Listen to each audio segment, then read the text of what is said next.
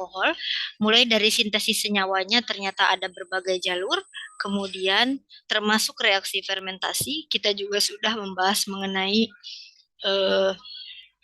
reaksi pada gugus fungsi alkohol. Jadi kalau misalnya alkoholnya sudah terbentuk, dia bisa bereaksi apa saja. Gitu ya, jadi bisa mengalami eliminasi, dehidrasi, bisa berubah menjadi eter, kemudian bisa juga mengalami reaksi esterifikasi dengan asam karboksilat membentuk ester. Ini adalah review atau resume dari gugus fungsi alkohol. Perlu saya buat resumenya karena lumayan banyak ya ternyata reaksi yang bisa terjadi pada gugus fungsi alkohol.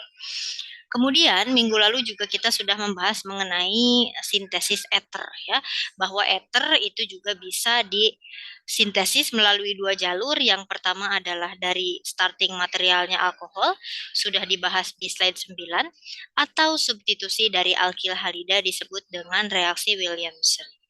Ini ya, di mana dia reaksinya adalah reaksi SN2 atau substitusi nukleofilik 2.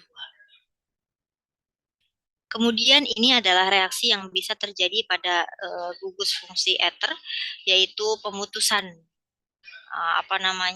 sebetulnya ini reaksi substitusi juga ya. Jadi pemutusan menggunakan agen nukleofilik yang lebih kuat.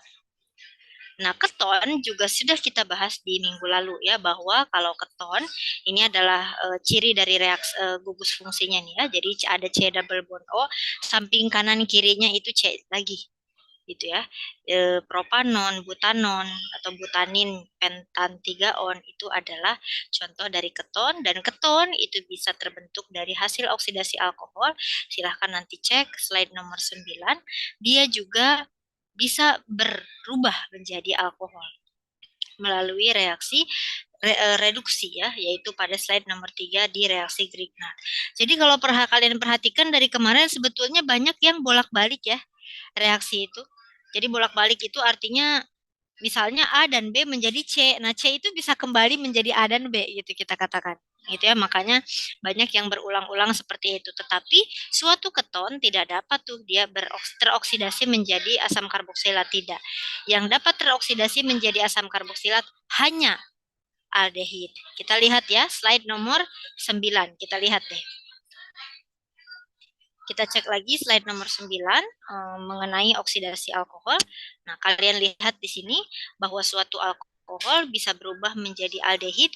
Aldehid itu bisa juga teroksidasi menjadi asam karboksilat. Sedangkan ketika si alkoholnya sekunder, dia akan berubah menjadi keton dan dia tidak akan teroksidasi menjadi apapun. Ya, jadi sudah berhenti di keton. Itu. Ya. Nah, itu adalah 3 gugus fungsi yang sudah kita bahas di minggu lalu. Di pertemuan ini kita akan membahas 4 gugus fungsi lainnya, yaitu aldehid, asam karboksilat, amina, dan amida. Ya, 4 itu yang akan kita bahas pada pertemuan ini. Oke, kita mulai dulu dari aldehid. Nah, aldehid itu juga termasuk ke dalam gugus fungsi yang punya karbonil. Apa itu karbonil? Karbonil itu C double bond O ini nih. Pokoknya setiap ada C double bond O itu disebutnya adalah karbonil. Jadi keton itu karbonil, aldehid itu karbonil, asam karboksilat karbonil, ester juga karbonil karena sama-sama punya C double bond O. Bedanya adalah nanti di samping kanan kiri C double bond O-nya ini ada siapa? Kalau C double bond O-nya itu ketemu kanan kirinya adalah C lagi seperti ini nih. Ini adalah suatu keton. Sedangkan pada aldehid pasti C double bond O-nya ketemu hidrogen salah satunya. Ini yang hidrogen warna biru. Sehingga dia pasti adanya di ujung. Ya, yang namanya gugus fungsi aldehid sama asam karboksilat itu pasti adanya di ujung. Bukan ada yang di tengah. Ya, seperti ini C double bond O ketemu H. Ya, ini adalah gugus fungsi aldehid. Tentu saja banyak sekali senyawa yang di alam yang merupakan suatu aldehid ya, termasuk molekul-molekul di dalam tubuh. Nah, pertama seperti biasa, bagaimana aldehid bisa terbentuk? 1, aldehid itu bisa terbentuk tentu saja hasil oksidasi alkohol yang ada di slide nomor 9. Jadi bagaimana membentuk aldehid? Ya, alkoholnya dioksidasi. alkoholnya dalam bentuk alkohol primer.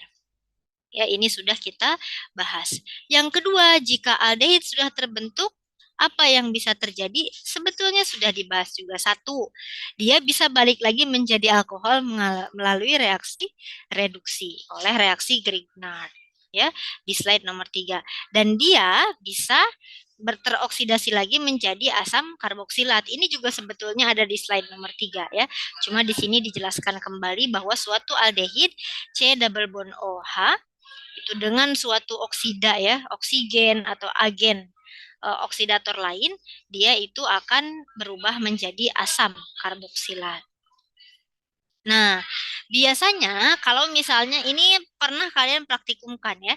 Jadi waktu kalian itu analisis gugus fungsi di semester 3, itu tuh ada analisis gugus fungsi aldehid pakai reagen Tolen ya. Nah, jadi si sampel ini tuh kita mau tahu apakah sampel ini mengandung gugus aldehid atau tidak. Nah, gimana caranya? Jadi caranya adalah si aldehid ini direaksikan dengan Ag+. Ya. Nah, kalau terjadi oksidasi, maka Ag+ yang akan mengalami reduksi menjadi Ag. Si aldehid yang mengalami oksidasi. Nah, si Ag+ ini awalnya larutan. Ketika menjadi Ag saja, dia menjadi padatan.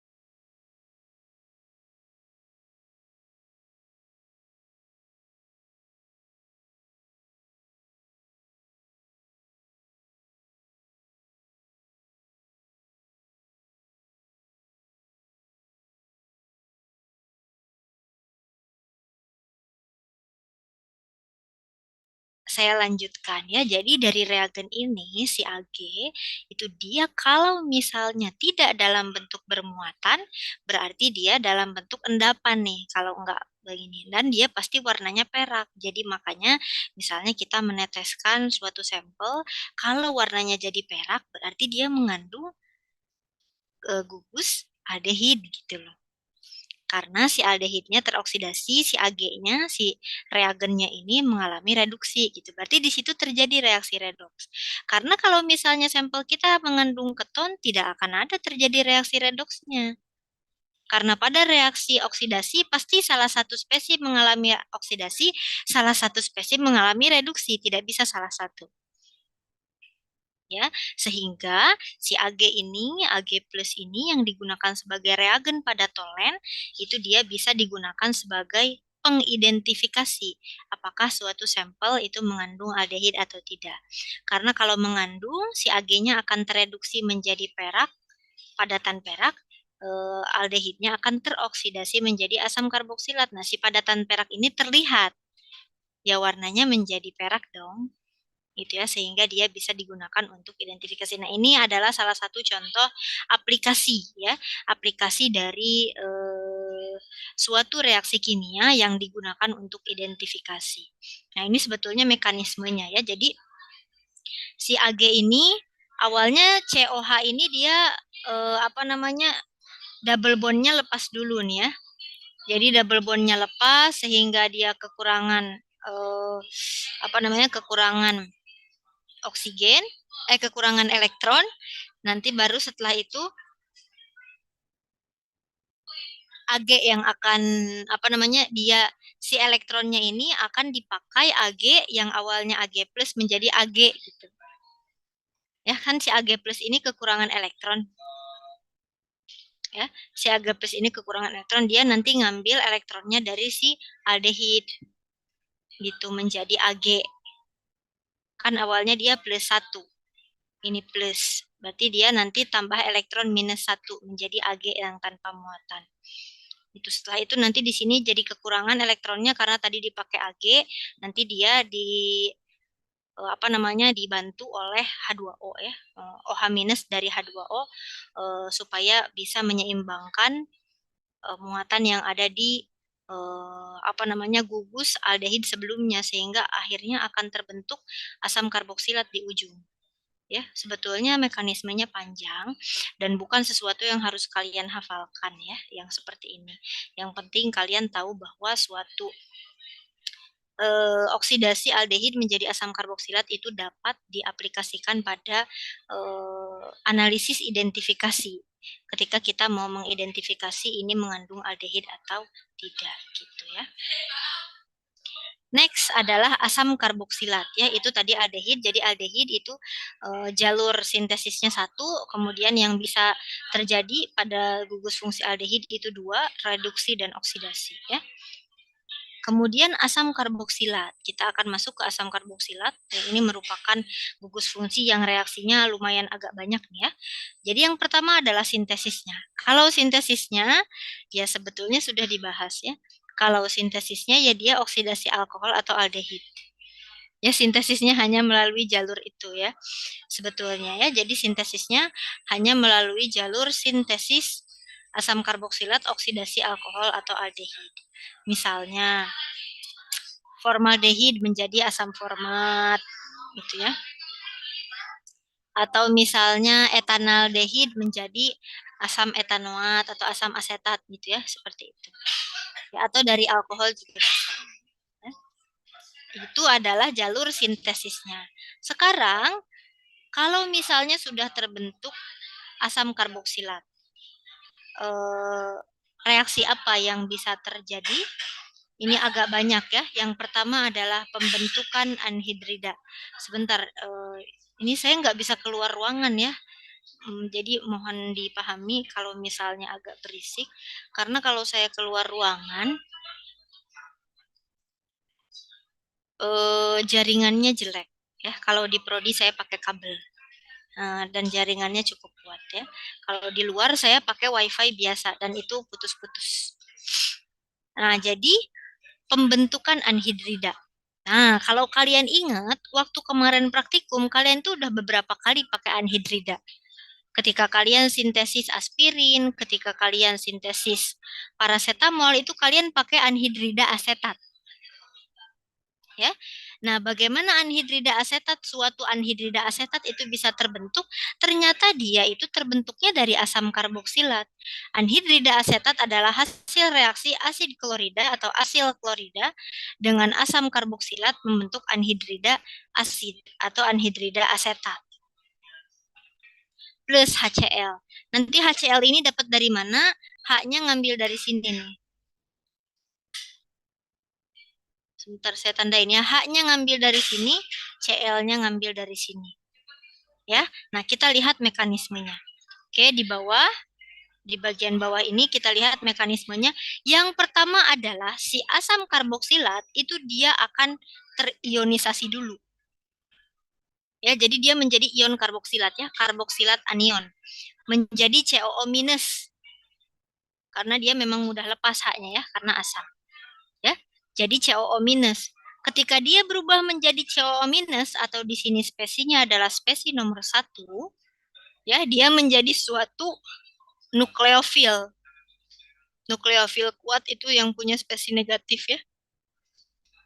Muatan negatif. Dia akan menyerang si asil klorida atau asid klorida sama aja. Oke, jadi si O ini ada panahnya akan menyerang C yang ini nih. Oke, sehingga dia akan berikatan ke sini. Oke, supaya C tangannya 4, maka double bondnya ini menjadi lepas. Ya. Kemudian setelah spesi 2 terbentuk, Cl karena Cl adalah leaving group yang baik, ya, si Cl ini akan lepas dan akan struktur akan mengalami eliminasi menjadi double bond kembali untuk stabilisasi dia. C ini mengikat 4 tangan. Cl lepas di sini, hidrogen lepas di atas menjadi HCl. Ya, sehingga produk dari asid klorida ditambahkan asam karboksilat menjadi asid anhidrida. Asid anhidrida itu cirinya adalah yang ini ya, yang saya merahin ini ditandain. Dia adalah struktur anhidrida. R-nya sih bisa apa aja. R kanan kirinya bisa apa saja. Karena bisa anhidrida asetat, bisa anhidrida butanoat ya, dan lain-lain. Oke, jadi anhidrida ada banyak sekali macamnya. Tentu saja bergantung pada R-nya apa. Tetapi apapun itu, pasti starting materialnya adalah suatu asid klorida dengan suatu asam karboksilat.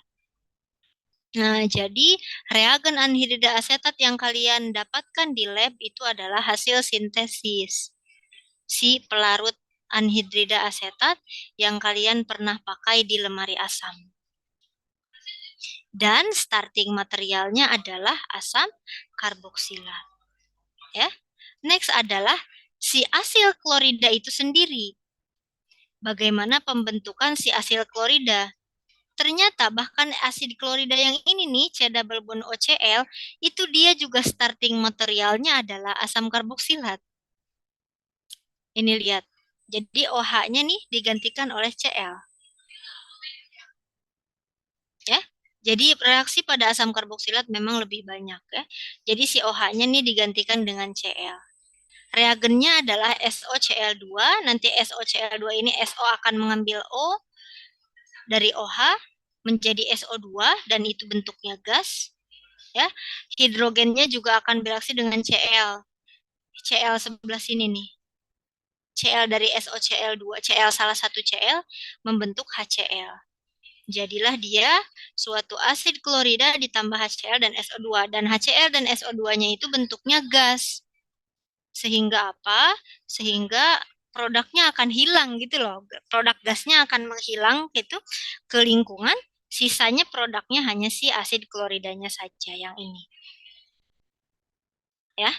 Nah, kita lihat kalau misalnya mekanismenya, hampir semua mekanisme itu mirip-mirip ya. Serangan nukleofilik itu selalu menjadi hampir pilihan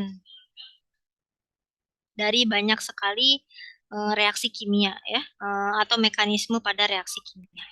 Nah, jadi yang pertama itu adalah penyerangan nukleofilik. Ini adalah asam karboksilat. Ya, dia akan menyerang di bagian si SO Cl2-nya ini. Masuk ya, di sini berikatan, double bond-nya lepas yang ini, lihat panahnya. Ini akan masuk ke sini, O-nya nih akan menyerang S yang ini nih. Ya. Jadi dia berikatan nih di sini. Oke, sehingga menghilang double bond-nya di sini supaya oktet ikatannya.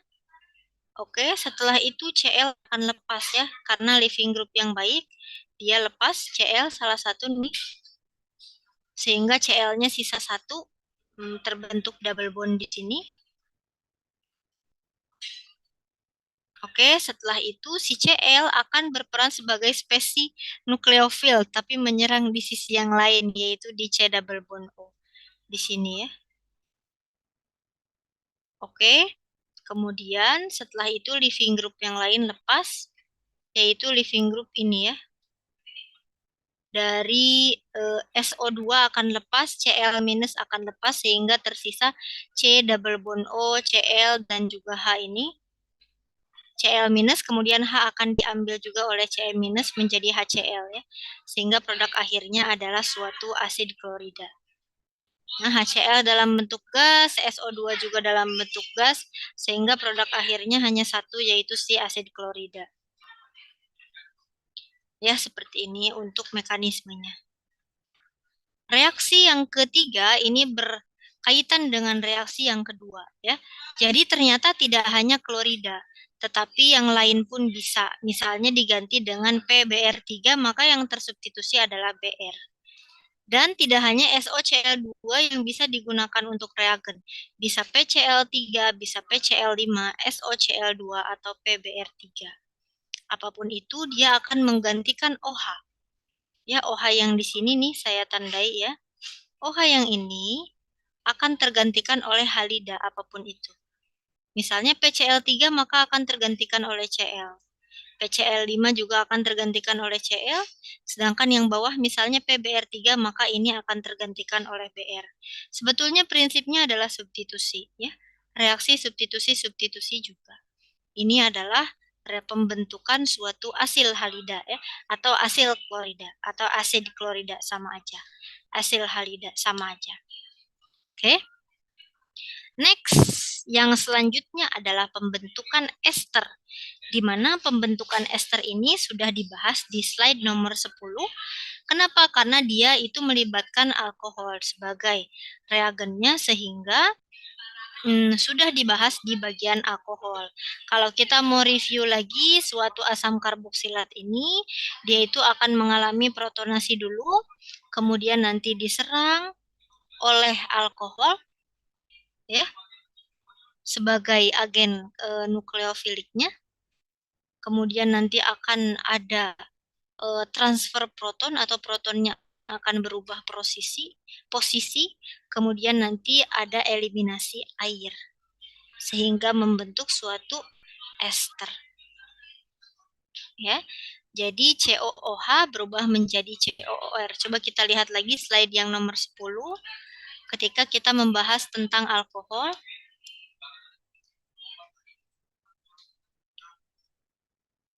Nah, ya, jadi seperti ini pasti produk dari proses esterifikasi ini adalah air ya.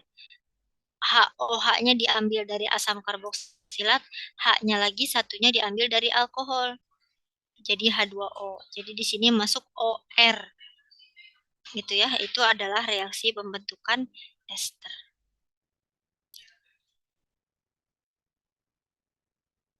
Nah, reaksi selanjutnya adalah reaksi-reaksi yang mirip dengan pembentukan ester, yaitu pembentukan tioester. Bedanya ester dengan tioester apa? Kalau ester itu reagennya adalah asam karboksilat dan alkohol. Kalau misalnya tioester, ya asam karboksilat dengan tiol. Tiol itu berarti O yang ada di alkohol itu diganti dengan S. Gitu aja sih. R biasanya kalau alkohol itu tanda kodenya atau singkatannya kan ROH. Kalau ini RSH sehingga yang biasanya COOR menjadi COSR. Dan ini adalah suatu gugus tioester. Ya.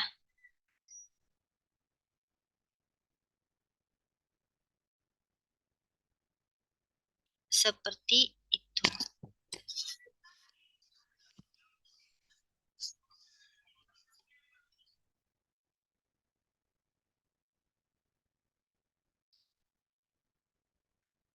Selanjutnya adalah untuk si asam karboksilat pembentukan amida. Ya, kalian lihat di sini ciri dari struktur amida itu yang ini ya, yang saya tandain merah jadi C double bond O ada NH-nya nih. Nah, jadi si amida itu bisa terbentuk dari asam karboksilat dengan amida. OH-nya nanti lepas digantikan oleh NH. Jadi C double bond O NH. Nah, nanti jadi OH-nya lepas nih, remove the OH. OH-nya lepas. Nah, nanti setelah itu yang mengisi posisi OH di sini itu si N. NH atau NH2 dan seterusnya ya. Masuk ke situ. Ya, sehingga terbentuklah suatu amida. Nah, terkadang panas yang tinggi atau dia juga butuh suatu katalis ya. Katalisnya yang biasa digunakan adalah DCC ya, dikloheksikarbodiimid. Dia adalah suatu struktur yang punya dua cincin ya, karena disiklo. Ya, jadi pembentukan amida itu sumbernya bisa berasal dari asam karboksilat. Next, masih banyak ya reaksi asam karboksilat, memang agak banyak. Yang pertama adalah yang selanjutnya adalah reaksi asam basa. Nah, reaksi asam basa pada asam karboksilat itu ada banyak. Ya, yang pertama adalah reaksi dengan logam alkali. Ya, gini, kalau misalnya reaksi asam basa artinya kita menganggap si asam karboksilat ini betul-betul sebagai asam. Jadi yang akan tergantikan adalah hidrogennya nih. CH3COOH hanya akan lepas digantikan oleh spesies yang lain. Pertama, dia bisa bereaksi dengan logam alkali atau logam alkali tanah. Logam alkali itu yang ada di golongan 1 ya, kalau di tabel periodik unsur. Kalau logam alkali tanah itu yang di golongan 2 ya. Contohnya logam alkali itu Na, K, atau alkali tanah itu Mg sama kalsium. Nah, jadi dia bisa bereaksi seperti ini saja dengan si logam itu ya. Jadi langsung hidrogennya akan tergantikan oleh si logam. CH3COONA ya, menjadi suatu garam asetat plus H2. Atau dia juga bisa bereaksi dengan suatu karbonat atau bikarbonat. Misalnya natrium bikarbonat ini ya. Ini natrium karbonat ding. Misalnya natrium karbonat. Dia akan bereaksi dengan si hidrogen pada CH3COH menjadi Na, nanti CO-nya akan menjadi CO2. CO2-nya adalah gas, jadi nanti terbentuk gelembung-gelembung saat suatu asam karboksilat direaksikan dengan natrium karbonat ataupun bikarbonat. Ya, karena CO2, gas CO2 ini nanti akan muncul dalam bentuk gelembung. Nah, ini juga biasanya digunakan untuk identifikasi karena mudah dilihat ya. Kalau misalnya kita teteskan ada suatu sampel, kita teteskan, kita tambahkan natrium bikarbonat atau natrium karbonat, kemudian terbentuk gelembung. Oh, berarti ada asam karboksilatnya. Gitu ya, karena di situ terbentuk ada pembentukan gas CO2 dan pembentukan gas CO2 itu ciri dari reaksi antara asam karboksilat dengan karbonat dan bikarbonat. Yang selanjutnya adalah reaksi dengan basa. Tentu saja ini adalah reaksi yang sering kalian temui, mulai dari titrasi asam basa yang paling mudah ya. Asam dengan basa menjadi garam. CH3COH ditambah NaOH menjadi CH3CONA ditambah H2O. Nah, kalau kalian perhatikan di sini semuanya, baik reaksi A, B, ataupun C, itu kita semua menganggap bahwa asam karboksilat itu suatu asam. Sehingga pasti hidrogen yang lepas, spesies natrium yang masuk gitu loh. Ya, begitu. Tetapi produk akhirnya beda-beda. Ada yang H2, ada yang H2O, ada yang H2O, dan CO2. Ini adalah reaksi asam karboksilat, yaitu reaksi asam basa. Next adalah reaksi asam karboksilat dalam bentuk reduksi menjadi alkohol. Nah, ini adalah reaksi Grignard. Ya, karena asam karboksilat itu terbentuk dari aldehid dan alkohol. Jadi asam karboksilat ya bisa